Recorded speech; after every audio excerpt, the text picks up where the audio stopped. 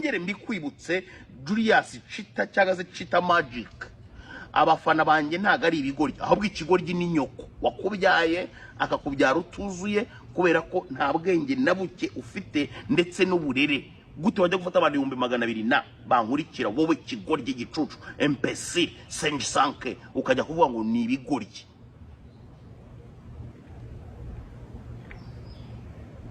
icyo gihe uburengera harya wowe ijya kuvuga ngo Kasuku ngafata ngo abafana benga biti ibigoryi ukajya kuvuga gutyo harya wowe ntago uri muri brand z'abantu ra harya wowe ntago ubwo buratukanara kebana yo no umva mu bantu bose mwigeze mugirana ibibazo rwose yewe ntuzongere no kubona ntekerezamo mwebwe abanyarwanda n'inshingano mbonera gihugu minu bumwe iteka niteka ishishikariza abanyarwanda bose kubumwe kwirinda imvugo zibiburwango zihembera amacakubiri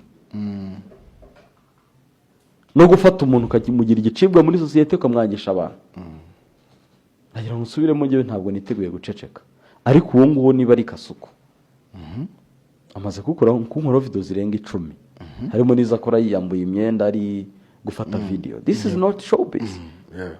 Ibingi byatumye abahanzi nka ba Bruce Melody ba The Ben na bande superstars batinya media. Uyu munsi uriko kubona Bruce Melody mu itangazamakuru yari koreye iki ko ndi bahanganisha ngo umwe ni A undi ni B. Ibyo ngibyo ni bisanzwe. Ikibazo suko bahanganisha. Ikibazo niba ukora inkuru kuri Bruce Melody. Umugore we n'abana baje gute? Nibora abastari bari known bazwe. Urajya kwata ku muryango w'umuhanzi gute? Israel Mbonye urabona hari umunyamakuru yongeye guha interview. Israel Mbonye yongeye kumubona mu ruhame afite urugwiro nk'uko tumuzikera. Ntaho bitaniye nibi bintu abantu bazanye ngo aba bloggers kubera yuko ngutabaha amafaranga. Ngo kubera yuko ngutigura no kwigura bigera ryari. Nta udakosa. Nta utagira past mbipe. Sibyo? Nta nudaseba. Aho wenda uburyo duseba cyangwa ibintu ducamo bifite aho bitandukanye kwenda nje nshobora guseba wenda mukabibona. Cyangwa se ngaseba ntimubibona. Ariko nagira ngo mvuge mu nshamake ntabwo zabyihanganira.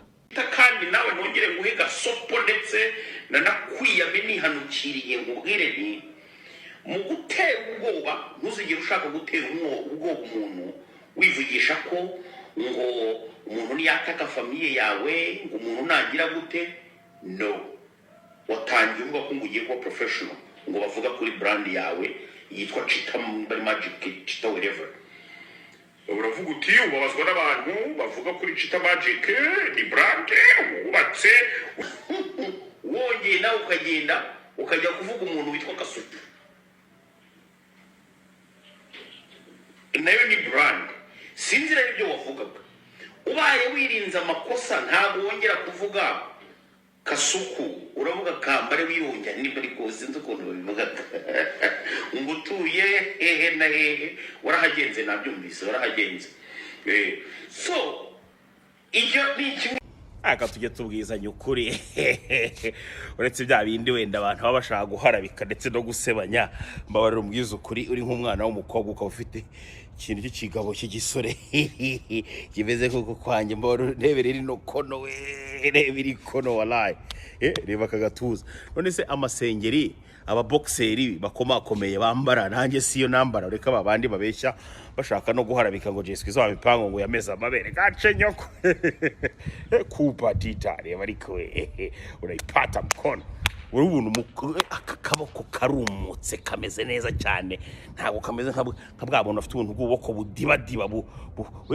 karumutse ngira ngo yabonye uyu no mwitozo bro muri no minsi ndimo ndarya ikintu bita bare bikomeye cyane umwitozo mwinshi cyane reba none kugira ngo byemere do mu kaboko kanje reba haje mu bintu by'amabavu kuri ubu ngubu no box nago kubeta fungura gatuza wowe yari cece kare uretse gato so mwebwe mugende mubwire abo bantu bose bakuze baje muri no showbiz mubabwire ko ahangaha rwose atari muri Serayi no kuvuga ngo bagende nka bino bigoryi mbabara ndebere nka bino bigoryi gutfa Guys, time is 3. Let's go to the camera. Reba hano. tumaze iminsi turi muri operasiyo z'uwo wapfuye mu mwuka noneho turamufatikanya na papa mbyirire